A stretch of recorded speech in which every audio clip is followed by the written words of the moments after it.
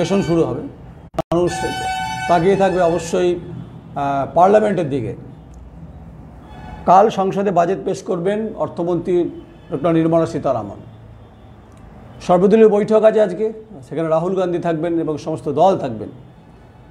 যদিও প্রধানমন্ত্রী এই বাজেট নিয়ে 2024 এবং 2025 যেহেতু নির্বাচন হয়েছে, এই পূর্ণাঙ্গ বাজেট এবং এই বাজেটের মানুষের কী কী সুবিধা সুযোগ এগুলোর কথা নির্মলা সীতারামন অর্থমন্ত্রী তিনি বলবেন। তিনি মোরারজি দেশাইয়ের রেকর্ড তিনি ব্রেক করবেন, তিনি 7 বারের বাজেট পেশ করবেন। তো কাল যখন বাজেট পেশ হবে তখন স্বাভাবিকভাবে টান উত্তেজনা থাকবে সংসদ ভবনে, তা নিয়ে কোনো সন্দেহ নেই। কারণ হচ্ছে যে ইকোনমিক যে রিভিউ থেকে পরিষ্কার উঠে আসছে যে সমস্ত ছবি এবং তথ্য, তা জনগণের হিতকর প্রকল্পের ক্ষেত্রে সুবিধা কি আদৌ নির্মলা সীতারামন অর্থমন্ত্রী দিতে পারবেন? তৃতীয়বারের প্রধানমন্ত্রী নরেন্দ্র মোদীজি 140 কোটি ভারতবর্ষের মানুষের অনেক আশা আকাঙ্ক্ষা, রুটি কাপড়া মাকানের অনেক প্রশ্ন আছে, জবাব তো আপনাকে দিতে হবে। এ কারণেই বলছি যে নির্বাচনের আগে এবং প্রায় 2 বছর ধরে পেট্রোল ডিজেলের মূল্যবৃদ্ধি ক্রমশ বেড়েছে, কখনো কমেছে, সেটা অল্প, কখনো 0.50 মানে 50 পয়সা, কখনো 1 টাকা, তাও এখন 1 টাকা বা 105 টাকা সামথিং কিছু পড়েছে। ডিজেলের ক্ষেত্রে তাই। তাহলে পেট্রোল এবং ডিজেল আপনার অর্থমন্ত্রী নির্মলা সীতারামনজি তিনি কি রিল্যাক্সেশন দেবেন? হয়তো বলবেন যে ওপেক কান্ট্রিগুলোতে ক্রুড অয়েলের দাম বেড়েছে, তাই ট্রান্সপোর্টেশন ব্যাপার আছে, দাম কমানো যাচ্ছে না। বিশ্ববাজারের অর্থনৈতিক কথা মাথায় রেখে বিশ্ববাজারে পেট্রোলের যা দাম সেটা কমানো যাচ্ছে না, অর্থাৎ সেই প্যারামিটারটা থাকতে চাইছে। কিন্তু আপনি কি এটা বোঝেন? নির্মলা সীতারামনজি তো নিশ্চয়ই ব্যাগ নিয়ে বাজারে পেঁয়াজ আলু কিনতে যান না। নিশ্চয়ই নরেন্দ্র মোদীজি, আপনি প্রধানমন্ত্রী, আপনি কি মাঠে যান? আপনি কি হাল চালান? আপনি কি কোনো বিস্কুটের দোকানে বিস্কুট কিনতে যান? আপনি কি সবজির বাজারে করলবাগে যান? দিল্লিতে যান না তো আপনি চাণক্যপুরীতে সবজি মার্কেটে নিশ্চয়ই যান না। যাই হচ্ছে একদম মধ্যবিত্ত এবং নিম্ন মধ্যবিত্ত মানুষের। দিল্লির যারা পশ এরিয়া থাকে, ক্রিম এরিয়া, সাউথ দিল্লি, তাদের কাছে পেঁয়াজ 100 টাকা হলেও কোনো অসুবিধা নেই, কারণ তাদের প্রচুর টাকা। বিষয় হচ্ছে দেশের অর্থনীতির ক্ষেত্রে বুনিয়াদী স্তরে পিছিয়ে পড়া মানুষের এবং হচ্ছে একদম খেটে খাওয়া প্রান্তিক স্তরের যে কথা আপনি নির্বাচনের সময় বলেছিলেন যে রুটি কাপড়া মাকান সবকে সাথ সবকে বিকাশ, আর উজাগার ভারতবর্ষ, উদ্ভাসিত ভারতবর্ষের কথা আপনি বলেছেন। বিভিন্ন লোকসভা নির্বাচনে পশ্চিমবঙ্গ জুড়ে আপনি বলেছেন। এই আমাদেরও যেটা মনে হয়েছে যে ইকোনমিক রিভিউতে যে কথা আছে এবং যে কথাগুলো পরিষ্কার হচ্ছে, তাতে আপনি যতই সর্বদলীয় বৈঠক করুন না কেন, আপনি যতই রণনীতি মনোভাব দেখান না কেন, 140 কোটি ভারতবর্ষের মানুষ কিন্তু পেট্রোল ডিজেল নিয়ে কিন্তু হাহাকার করছে। কেন বলছি কথাটা? পেট্রোল ডিজেলের দাম যদি ক্রমাগত 1 থাকে, সেক্ষেত্রে ট্রান্সপোর্টেশন চার্জ এবং কস্ট বাড়ে। ট্রান্সপোর্টেশন কস্ট বাড়ার অর্থই হচ্ছে যে জিনিসপত্রের দাম আকাশ ছোঁয়া হবে। এটা তার জন্য বেড়ালের গোপ হওয়ার দরকার নেই, বা বেড়ালের মাসির গোপের দরকার নেই। এটা সাধারণ খেটে খাওয়া প্রান্তিক স্তরে চা বাগানের শ্রমিকও সে কথা বোঝেন। একদম পিছিয়ে পড়া জনজাতি, জলজঙ্গল অধিকারের প্রশ্নে যারা লড়াই করছেন তারাও সে কথা বোঝেন। তারা কি খাবেন? যারা পিছিয়ে পড়া আদিবাসী সম্প্রদায়, তপশিল জাতি উপজাতি, পিছড়ে বর্গ, তারা তো পেঁয়াজে হাত দিতে পারছেন না, আলুতে হাত দিতে পারছেন না। কারণটা হচ্ছে গোটা ভারতবর্ষের অর্থনীতিটা নির্ভর করে পেট্রোল ডিজেলের ওপর। কারণ বলছি যে দেশের দেশের জিনিসপত্র নিয়ন্ত্রণের ক্ষেত্রে এই দুটো পেট্রোল এবং ডিজেল খুব গুরুত্বপূর্ণ। তাহলে কৃষক তার অধিকারের প্রশ্নে গুটিয়ে যাচ্ছে। কৃষক যখন তার ট্রাক্টর ভাড়া করে বড় বড় যখন পাওয়ার টিলার নিয়ে যখন তারা মাঠে নামছে, তার ডিজেল হু করে খাচ্ছে। বিঘার পর বিঘা ধান উঠছে ঠিক, কিন্তু পাওয়ার টিলারে ভাড়া বাড়ছে। এক তো ইলেকট্রিসিটির ক্রমাগত হু করে বেড়েছে, সেটা পশ্চিমবঙ্গের ক্ষেত্রে। একদিকে বিদ্যুতের বিল দিতে পারছে না, একদিকে পাওয়ার টিলারের চাপ, একদিকে সারের দাম, কালোবাজারি, মধ্যবিত্ত ফোরে। তাহলে চাষি যে ফসলটা উৎপাদিত করবে, তাহলে যদি ডিজেলটা কমতো তাহলে পাওয়ার টিলারের রেট কমতো। পাঞ্জাব, উত্তরপ্রদেশ কৃষি অধ্যুষিত এলাকা, সবুজ বিপ্লব বলা হয় পাঞ্জাবকে। সেখানকার চাষিদের যা মর্মবেদনা, নাসিকেও তাই, যারা পেঁয়াজ চাষ করেন তাদেরও তাই, নাসিকে যারা তুলো চাষ করেন তাদেরও তাই, পশ্চিমবঙ্গের জামালপুরে যারা আলু চাষ করেন তাদেরও তাই। তাহলে নরেন্দ্র মোদীজি, আপনি তো অনেক কথা বলছেন, 140 কোটি ভারতবর্ষ, 140 কোটি ভারতবর্ষের উজাগার ভারতবর্ষ, ভারতবর্ষের বিরাট উন্নয়ন, অবশ্যই উন্নয়ন করছেন, মহাকাশ গবেষণার উপর জোর দিচ্ছেন, তাতে খেটে খাওয়া প্রান্তিক স্তরে মানুষের জীবনের অগ্রগতির এই দায়িত্ব তো আপনাকে নিতে হবে। আপনি তো বলেছিলেন তো কথাগুলো, আপনি তো বলেছিলেন আপনার পরম্পরায় যিনি প্রাক্তন প্রয়াত প্রধানমন্ত্রী অটল বিহারী বাজপেয়ী, তিনি তো বলেছিলেন সংসদে দাঁড়িয়ে, सत्ता आते भी है सत्ता जाते भी है मगर देश अपने जगह में रह जाते हैं। এই মুহূর্তে যেটা সবথেকে বড় প্রশ্ন, আপনি আমার বিরুদ্ধে অ্যাকশন নিতে পারেন।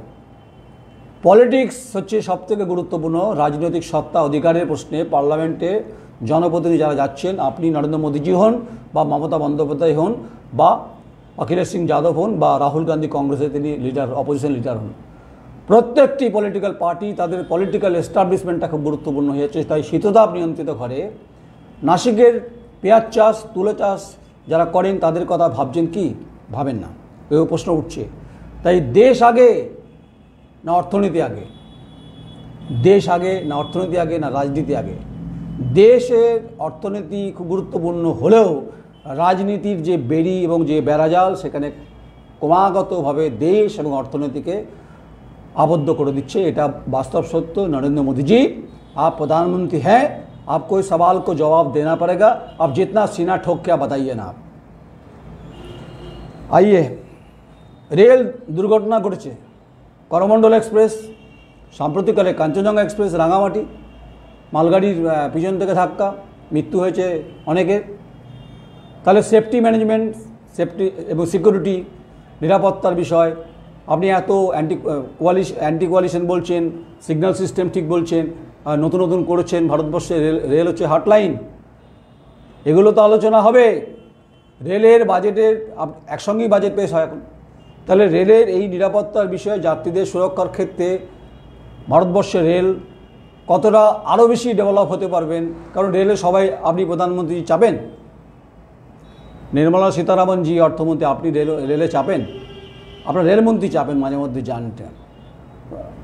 নরেন্দ্র মোদীজি, আপনি বিমানে চাপেন, এয়ার ইন্ডিয়ার খুব লাক্সারি বিমান, যেটাতে আপনি সারা ভারতবর্ষ ঘোরেন এবং পৃথিবী ঘুরে বেড়ান, মানে অনেক কাজেই ঘুরে বেড়ান। আপনি তো বিভিন্ন সামিটে যান, ঠিক ঠিক, কিন্তু আপনি কখনো স্লিপার ক্লাসে কোচে নিশ্চয়ই যান না।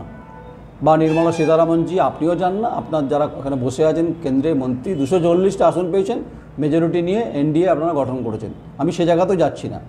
আমার প্রশ্ন হচ্ছে যে রেলের সুরক্ষার দাবিতে কতটা সক্রিয়তা নিচ্ছেন রেলমন্ত্রী? কিছু করার নেই, আপনি বাজেট পেশ করবেন নির্মলা সীতারামন ম্যাডাম, কারণ আপনার রেলে চাপেন না, ট্রেনে চাপেন না, আপনার স্লিপার কোচে চাপেন না, এসি 3-তে চাপেন না, এসি 2-তে চাপেন না, ফার্স্ট ক্লাসে চাপেন না আপনারা। আগে তবু দেখেছি রাজধানীতে পশ্চিমবঙ্গের এমপিরা চাপতেন, ফার্স্ট ক্লাস এসিতে চাপতেন, এখন সেটা উঠে গেছে, সব প্লেনে যাওয়া আসা করে। আপনাদের পাস, যেহেতু আপনাদের আপনারা পার্লামেন্ট, আপনাদের মেম্বার অফ পার্লামেন্ট, আপনাদের পাস পাওয়া যায়, ফলে আপনাদের তো অসুবিধা নেই। কিন্তু এখন এই রাজধানীতে দুরন্ততে চাপার প্রবণতা কমে গেছে। কিন্তু প্রশ্ন হচ্ছে সাধারণ খেটে খাওয়া প্রান্তিক স্তরের মানুষ, সে পাটনা হোক, বেগুসরাই হোক, সে তামিলনাড়ু হোক, চেন্নাই হোক, সে আগরতলা হোক, বঙ্গাইগাঁও হোক, গৌহাটি হোক, পশ্চিমবঙ্গ হোক, সর্বত্রই হচ্ছে ভারতবর্ষের বন্দে ভারত হচ্ছে ঠিকই, গতি বাড়ছে ঠিকই, টানেলের তলা দিয়ে, গঙ্গার তলা দিয়ে মেট্রো যাচ্ছে ঠিকই, কিন্তু প্রশ্ন হচ্ছে নিরাপত্তার প্রশ্নে এতগুলো বছর পর, ভারতবর্ষের স্বাধীনতার পর রেলে পরপর দুর্ঘটনা ঘটছে আর 2 মাস লেগে যাচ্ছে রিপোর্ট পেশ করতে। এই প্রশ্নের উত্তর আপনি দেবেন, নির্মলা সীতারামন অর্থমন্ত্রী, আপনি কাল দেবেন, আপনাকে প্রশ্নটা করবে বিরোধীরা। ওই বললাম, সবাই রুটি সেকছে তাওয়ায় বসে, গরম হিটারে বসে, যদিও গরম হয়ে যাবে, কারণ কাল যা গরমাগরম চলবে पार्लियामेंट है, ताते निर्मला सीतारामन जी अपना पाता पन्ना पलट पलट के जब आप देखेंगे आवाज़ इतना आएगा आपको कान तक गुजेगा। प्राइवेट नेटवर्क আমি নাম করে বলছি, এয়ারটেল এবং হচ্ছে জিও রিচার্জ বাড়িয়ে দিল, ট্যারিফ লিস্ট বাড়িয়ে দিল। তাহলে ভারতবর্ষে টেলিফোন রেগুলেटरी अथॉरिटी কি করছে? प्रधानमंत्री जी आप जवाब दीजिए। অর্থমন্ত্রী जी निर्मला सीतारामन मैडम आपको भी जवाब देना पड़ेगा ना। কাউকে পাইয়ে দেওয়ার ব্যাপার আছে নাকি? এক তো বিএসএনএল কার্যত ধ্বংসের মুখে এই মুহূর্তে, ঢুকছে বিএসএনএল, ভারতবর্ষের যে স্পেকট্রাম সেটা তো চলে গেল। তো প্রশ্ন যে ভারত সঞ্চার নিগম লিমিটেড এত ভালো ইনফ্রাস্ট্রাকচার থাকা সত্ত্বেও কেন এই মধ্যবিত্ত এবং নিম্নমধ্যবিত্ত একটু কথা বলতো, নেট দেখতো, তথ্য সংগ্রহ করতো ছাত্রছাত্রীরা গবেষণার ক্ষেত্রে, শিক্ষার ক্ষেত্রে, জনজাতি জলজঙ্গল সবাই এই নেটওয়ার্ক ইউজ করে, বেড়ে গেল চুপ। নির্বাচনের আগে অনেক কথা হয়েছিল না, वादा में रह गया ना प्रधानमंत्री जी नरेंद्र मोदी जी। ये आपको तो जवाब तो देना पड़ेगा, आप संसद में दो, संसद के बाहर भी देना चाहिए, आप दे दीजिए, मगर देना पड़ेगा आपको। 140 কোটি ভারতবর্ষের রাইট রয়েছে যে আপনাকে এই প্রশ্নগুলো করার। और संबाद माध्यम सांबादिक गणतंत्र फोर्थ पिलर भूमिका है query.com नोएडा, ये सवाल जरूर करते रहेंगे। हम देश के हित में हैं, मैं देश को प्रधानमंत्री को मानता भी हूँ, मगर যেখানে ভারতবর্ষের এতগুলো সমস্যা, রুটি কাপড়া মাখান, অনেক কথা বলছেন না, রুটি কাপড়া মাখান, এখন অনেক মানুষের মাথার উপরে ছাদ নেই। আপনি বলছেন প্রচুর সংখ্যা বেড়েছে, মাথার উপর ছাদ, তাকিয়ে দেখুন ভারতবর্ষের দিকে কী অবস্থা রয়েছে এই মুহূর্তে। মহাকাশ গবেষণা ইসরো অনেক উন্নতি হয়েছে, কিন্তু মানুষ এখন ফুটপাতে জীবনযাপন করছে আর পূর্ণিমার চাঁদ দেখে। আপনি পূর্ণিমার চাঁদ বাংলায় বুঝবেন না ঠিক, কারণ আপনি কবি সুকান্ত ভট্টাচার্যের কবিতা পড়েননি, যেটা মমতা বন্দ্যোপাধ্যায় মুখ্যমন্ত্রী পড়েছেন, তিনি মাঝে মধ্যেই বলেন এই কথাটা, ওনাকেও বলছি।